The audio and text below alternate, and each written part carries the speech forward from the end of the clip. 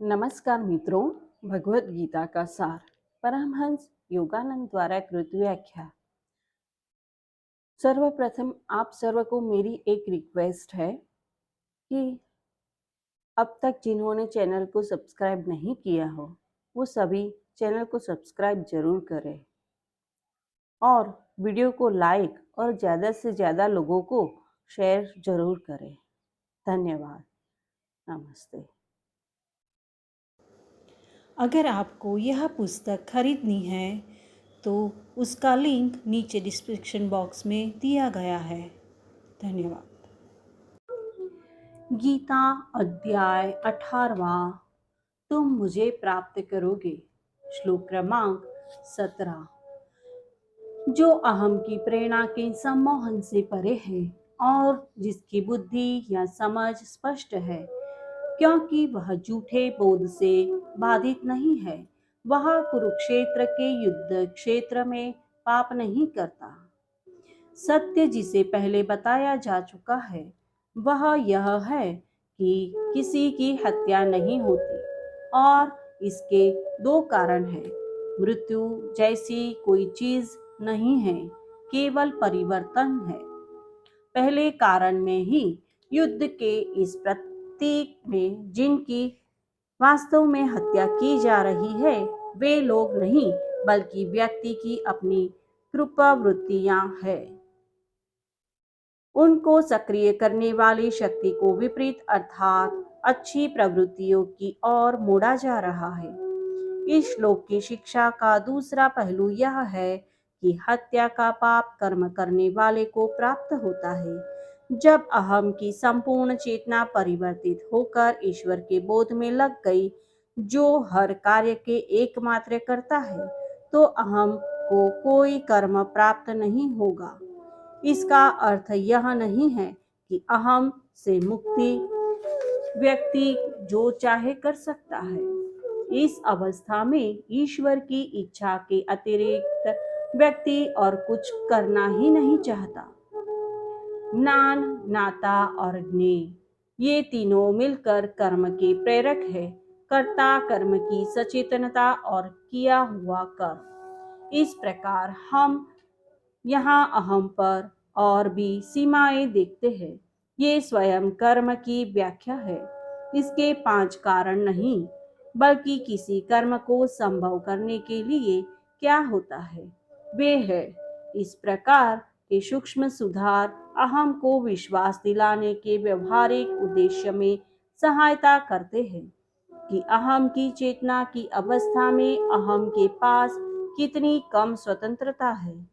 दिव्य चेतना में ज्ञान, ज्ञाता और ज्ञेय एक है और समान है। व्यक्ति ही वास्तव में ज्ञात वस्तु है, वह केवल जानने वाला ही नहीं। अतः उसके लिए ज्ञान प्राप्त करना अब कठिन नहीं रह जाता, क्योंकि वह ज्ञान है। वह ही जानने की क्रिया है, अर्थात जानने में उसे वस्तुतः कुछ नया ग्रहण नहीं करना है। किसी काम को पूरा करने के लिए चाहे वह काम बड़ा क्यों न हो, जिसने अपना अहम बड़े स्व परमात्मा में लय कर दिया है, वह अपने लिए किसी कार्य को बड़ा नहीं समझता। क्या उसे पहाड़ पर चढ़ना होगा? वह स्वयं वह पहाड़ है और इसीलिए वह पहाड़ अपने लिए यह नहीं सोचता कि उसे कठिन चढ़ाई चढ़नी है। चढ़ने की क्रिया अब उसकी अपनी वास्तविकता का एक भाग है। चढ़ाई चढ़ने वाला, चढ़ना और चढ़ाई की वस्तु सब एक है। ऐसी चेतना के साथ कठिन कार्य में भी समय नहीं लगता, जबकि जिन लोगों में यह चेतना नहीं है उनको अत्यधिक लंबा समय लगेगा और कार्य पूर्ति के लिए महान प्रयास भी लगेगा। कर्म का बोध, कर्म की पूर्ति और इसे पूरा करने वाला व्यक्ति गुणों के भेद से सांख्य शास्त्र में 3 प्रकार के कहे गए हैं। अब तू मुझसे इन तीनों प्रकारों की अभिव्यक्ति के बारे में सुन। स्पष्टतः व्यक्ति क्या करता है? वह कैसे करता है और वह किस मनोवृत्ति से करता है। ये सब उसके चरित्र के सत्व, रज और तम के मिश्रण से प्रमाणित होते हैं। बहुत ही कम लोग पूर्ण रूप से एक या दूसरे प्रकार का होते हैं, परंतु व्यक्ति स्वयं और उसके चारों और दूसरे लोग क्या पाने का प्रयत्न कर रहे हैं, उससे संबंधित तत्वों को समझना व्यक्ति के लिए सहायक होगा। हे अर्जुन, उस प्रभाव को सात्विक जान जिसमें एक अविनाशी परमात्मा सभी प्राणियों में वास करता देखा जाता है, प्रत्येक में अलग अलग नहीं। सिनेमा घर का बिंब यहाँ उचित होगा। पर्दे के अनगिनत चित्र, फिल्म के पीछे प्रोजेक्टर की निरंतर चमकती हुई एक ज्योति की बदलती हुई अभिव्यक्तियां हैं। वास्तविकता की सात्विक दृष्टि ऐसी होती है। व्यक्ति जो भी करता है उसमें एकता और समरसता लाकर उसको प्रभावित करता है, जबकि औरों को उसमें एकता का और समरसता का अभाव और अस्त व्यस्तता दिखती है।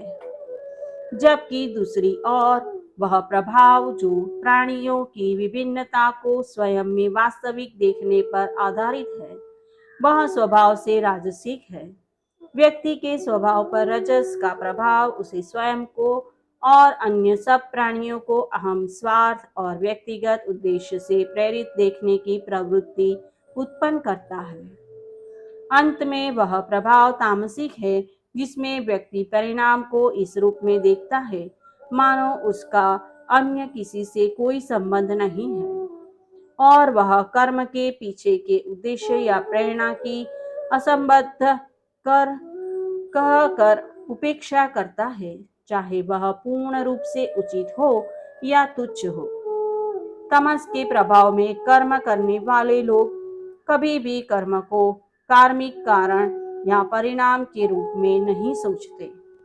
वे कर्म को ही वास्तविकता समझते हैं और कर्म की प्रेरणा को कर्म से स्वतंत्र समझते हैं।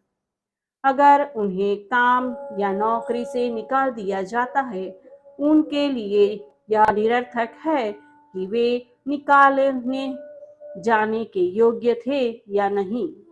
वे उसे अपने साथ दुर्व्यवहार समझते हैं और उसके लिए परेशान होते हैं।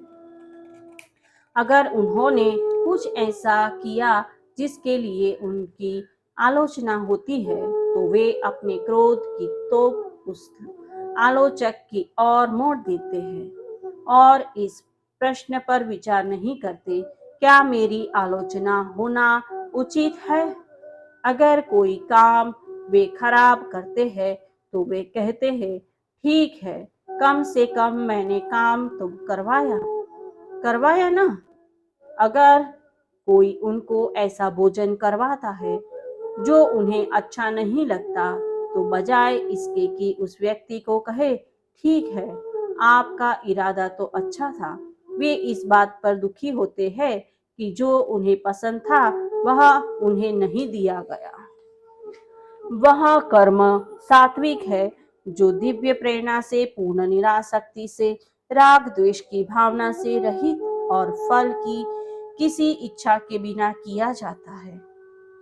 अब हम क्रिया पर गुणों के प्रभाव की चर्चा करने की बजाय तीनों गुणों की क्रिया के साथ वास्तविक संबंध की व्याख्या पर पहुंचते हैं। सात्विक कर्म पर चेतना की प्रेरणा से प्रेरित होता है। यह बिना आसक्ति, बिना राग द्वेष और इससे प्राप्त होने वाले किसी फल की इच्छा के बिना किया जाता है। एक बार पुनः यह बताना उचित होगा कि यह कोई नई जानकारी नहीं है, बल्कि पहले जो कुछ विस्तार से कहा जा चुका है उसका पुनरावलोकन ही है। वह कर्म राजसिक होता है यदि वह कामनाओं से प्रेरित होता है, यदि वह अहम की चेतना से किया जाता है और यदि उससे बहुत परिश्रम और प्रयत्न का भाव उत्पन्न होता है। कर्म जितना सात्विक होता है, उसके साथ उतना अधिक विश्राम का भाव होता है।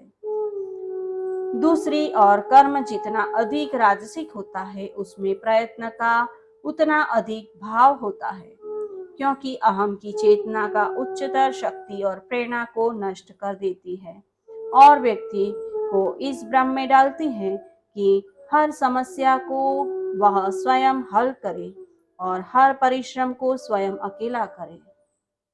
तामसिक कर्म असावधानी पूर्वक अपने सामर्थ्य को बिना परखे संभव परिणाम जैसे असफलता, हिंसा और अपने दूसरे के क्षय या हानि को बिना विचारे किया जाता है। यह कितना दिलचस्प है कि कितनी बार प्रायः ऐसा होता है कि विपरीत चीजें एक दूसरे से मिलती जुलती लगती है। यहाँ तामसिक के रूप में वर्णित मनोवृत्ति उच्च स्तर की सात्विक मनोवृत्ति, विश्वास, फल के प्रति निरासक्त और निर्भयता आदि पर भी लागू हो सकती है। फिर भी यह एक वृत्त की तरह नहीं है जो वापिस आकर फिर से मिल जाता है, बल्कि यह वृत्ताकार उत्थान है। व्यक्ति मानो उन्हीं मनोवृत्तियों को फिर से अपनाता है जो उसकी अपरिपक्वता या अज्ञान की अवस्था में थी, पर अब वे उच्चतर स्तर पर अधिक परिपक्व ज्ञान के कारण है। जो सैनिक असावधानी से स्वयं को दुश्मनों की सेना में झोंक देता है, इस अनुभव से यदि वह उस युद्ध में जीवित रह पाता है, अधिक सावधान होना सीखना है और संभवतः अधिक भयभीत भी हो सकता है। परंतु जिस व्यक्ति ने अपने अहम को ईश्वर को अर्पित कर दिया है और जो यह अनुभव करता है कि केवल ईश्वर ही उसके माध्यम से कार्य कर रहा है, वह संभवतः पूर्ण रूप से अपने सामने आने वाले खतरों के प्रति सजग हो जाता है। फिर भी अगर उसे लगता है ईश्वर उसे यह करवाना चाहते हैं, तो वह सचेतन होकर तामसिक योद्धा की तरह स्वयं को उसी साहस के साथ झोंक देता है और अपने साहस के प्रति अधिक सजग हो जाता है। वह कर्म सात्विक कहा जाता है, जो अहम की प्रेरणा, सफलता और विफलता की चिंता से रहित और उत्साह तथा धैर्य से पूर्ण होता है। हमने तामसिक और सात्विक उत्साह के प्रकारों में अंतर देखा। तमस में सच्चा उत्साह या जोश नहीं होता। सत्व में उत्साह निस्वार्थ होता है और किसी आदर्श के प्रति सचेतन समर्पण से आता है। अतः एक का उत्साह अंधकारपूर्ण और संभावित परिणामों से अज्ञान या उदासीनता, जो यहाँ वर्णित मामले में है, उसे उत्पन्न होता है। दूसरे का उत्साह सात्विक होता है और वह पूर्ण ज्ञान पर और संभावित परिणामों की स्वीकृति पर आधारित होता है। इसलिए वह संभावित उपयोगिता की संभावनाओं को गंभीरता पूर्वक जांचता है। कर्म का साधन उससे करने वाला व्यक्ति राजसिक कहलाता है यदि वह इसके फल की इच्छा के प्रति आसक्ति वाला है, यदि वह लालच, अशुद्ध उद्देश्य और कठोर निश्चय वाला और सफलता या विफलता में उल्लासित या निराश होने वाला है। लोग अपने लिए जो चाहते हैं उसको महत्व देते हुए जीत में चचुंदर करते हैं, उछल कूद करते हैं और हार में रो रो कर बेहाल हो जाते हैं और सफल बनने के लिए आवश्यक शुद्ध शक्ति से स्वयं को वंचित रखते हैं। लाभ प्राप्ति का लालच, आसक्ति, इच्छा, स्वार्थपूर्ण उद्देश्य, दूसरों की भावनाओं की कद्र न करना और इनके साथ प्रत्येक वस्तु के प्रति अप्रत्याशित प्रतिक्रिया, ये सब भली प्रकार कार्य संपन्न करने या जीवन के किसी सार्थक या तुच्छ कार्य को पूरा करने के मार्ग की बड़ी बाधाएं हैं। तामसिक कर्म दुविधापूर्ण, अशिष्ट, आडंबर युक्त, दुराग्रहपूर्ण, अनैतिक, छलपूर्ण, निरंतर घृणा से प्रेरित, द्वेषपूर्ण, आलस्यपूर्ण और दीर्घसूत्री होता है। तामसिक लोगों को तमस को दूर करने के उपाय बताने का कोई फायदा नहीं है। वे जैसे हैं वैसे बने रहने में उन्हें कुछ भी गलत नहीं लगता है। मौका मिलते ही आपको धोखा देने में व नीचा दिखाने के लिए वे हमेशा तैयार रहते हैं। अगर ऐसा लगता भी है कि वे आपकी सलाह मान रहे हैं, वह केवल आपसे अपना पीछा छुड़वाना चाहते हैं। उनके साथ उदारता और क्षमा का बर्ताव व्यक्ति अपने भले के लिए करता है और जो वे कर रहे हैं उसके फल के प्रति भी अपनी निरासक्ति को सुदृढ़ करने के लिए करता है। अन्यथा इन लक्षणों से सावधान हो जाओ कि तमस अपना काम कर रहा है। ऐसे लोगों पर कभी विश्वास नहीं करना चाहिए और यदि परोपकार की भावना से व्यक्ति उनके साथ काम करता भी है तो उनकी खतरनाक प्रवृत्तियों से सावधान रहो। उदाहरण के लिए कभी भी उनको पैसे बैंक में जमा करने के लिए मत भेजो। हे धनंजय अर्जुन, अब मैं लोगों की बुद्धि, सामर्थ्य और धृति के संबंध में विस्तार से और एक एक करके गुणों के 3 प्रकार के भेदों के संबंध को स्पष्ट करूंगा। हे पार्थ अर्जुन, वह बुद्धि सात्विक है जो उचित कर्म के स्वभाव को समझती है और जानती है कि कब उचित कर्म को भी नहीं करना है, जो जानती है कि क्या करना चाहिए और क्या नहीं करना चाहिए, किससे गलत रूप में डरना और किसको निर्भय होकर सही और कर्तव्य के रूप में स्वीकार करना चाहिए और क्या बंधन का कारण है तथा क्या मुक्ति का मार्ग है। इस श्लोक की शिक्षा स्पष्ट है। इसमें इसके अतिरिक्त किसी अन्य व्याख्या की विशेष आवश्यकता नहीं है। कृष्ण ने यहाँ यह बताया है कि कभी-कभी भय का भी उचित कारण हो सकता है और व्यक्ति जिस कार्य को करने का विचार कर रहा है वह उसे किसी कार्मिक गलती में न डाल दे। हे पार्थ अर्जुन, वह बुद्धि रजस के प्रभाव में है जिसके कारण व्यक्ति धर्म और अधर्म, उचित और अनुचित कर्म और कर्तव्य और अकर्तव्य कर्म को विकृत रूप में देखता है, यथार्थ नहीं जानता है।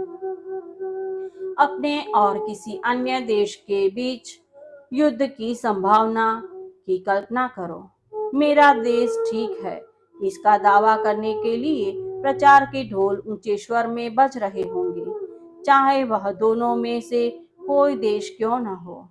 उच्चतर कानून की दृष्टि से वह कारण न्याय संगत है या अनुचित है। राजसिक प्रभाव पूर्ण रूप से दृष्टिगोचर हो रहा है और यह प्रभाव लोगों को अपने ऊंचे और स्वयं को उचित ठहराने वाले उन नारों के द्वारा युद्ध करने के लिए उकसाएगा जो अपने उद्देश्य को न्याय संगत कहते हैं। परंतु सात्विक लोगों को अपनी भावनाओं को शांत अतः बुद्धि के केंद्र में ले जाना चाहिए और वहां ईश्वर से पूछना चाहिए, क्या यह उद्देश्य उचित है? क्या इसकी सहायता करना मेरे लिए अधिक उचित होगा या मैं इसके साथ न जुड़ूं? जैसा कि कुरुक्षेत्र के युद्ध में हुआ। कभी ऐसा भी हो सकता है कि व्यक्ति के अपने देश पर विरोधी शक्तियां आक्रामक करें, उद्देश्य उचित और न्याय संगत हो। कभी संभवतः वह कर्म की दृष्टि से उचित न हो। इस संबंध में क्या अंतरात्मा की आवाज का विरोध करना उचित होगा? अगर परिस्थिति की न्याय संगतता मिली जुली दिखती है तो क्या अपने देश के प्रति अपनी निष्ठा दिखाने के लिए सेना में भर्ती होना उचित होगा? यह अंतरात्मा के मामले में है और विवेकी व्यक्ति को उसी स्तर पर उन्हें सुलझाना होगा। पर राजसिक लोगों के लिए, उनमें से अधिकांश के लिए निर्णय एकदम आसान है, उसमें कूद जाओ, चाहे कितना बड़ा धक्का क्यों न लगे। राजसिक के लिए क्रिया स्वयं अपना पुरस्कार है। हे पार्थ अर्जुन, वह बुद्धि तामसी है जो अज्ञान में आवृत है, गलत को सही सोचती है और प्रत्येक वस्तु को केवल धर्म और अधर्म को ही नहीं विकृत रूप से आंकती है। तामसिक लोग अगर उनमें बुद्धि है तो अपनी मंद तर्क बुद्धि का इस्तेमाल करके स्पष्ट रूप से गलत निष्कर्षों को उचित कहेंगे। वे कहेंगे या दुष्टता से कर चुकेंगे। ठीक है, अगर मैंने इस बिना ताले वाली कार से कुछ चुराया तो यह कार के मालिक के लिए अच्छी शिक्षा है। उसे अगली बार अपनी कार में ताला लगाने की शिक्षा मिलेगी ताकि वे मेरे जैसे चोरों से बच सके। वे अपनी न्याय संगत उमंग से तानाशाही के लिए अगुवाई करेंगे और जो इसका विरोध करते हैं उन्हें लोगों का शत्रु समझेंगे। दृढ़ता के मामले में सात्विक धृति या धैर्य मन को योग ध्यान द्वारा स्थिर करने पर और प्राणायाम के द्वारा शरीर और इंद्रियों दोनों की शक्तियों को नियंत्रित करने पर निर्भर करता है। सात्विक धैर्य गंभीर निश्चयों पर नहीं बल्कि आत्मा में केंद्रित रहने, मेरुदंड में प्राण और अपान के प्रवाह को नियंत्रित करके श्वास और शरीर की शक्ति को शांत रखने पर निर्भर करता है। वासुदेवार्पणमस्तु। जय गुरु। अगर आपने भगवत गीता को अपने जीवन में पढ़ा है तो अपने अनुभव और कौन सी गीता पढ़ी है वह कमेंट बॉक्स में लिखकर हमें ज़रूर बताएं। धन्यवाद। नमस्ते।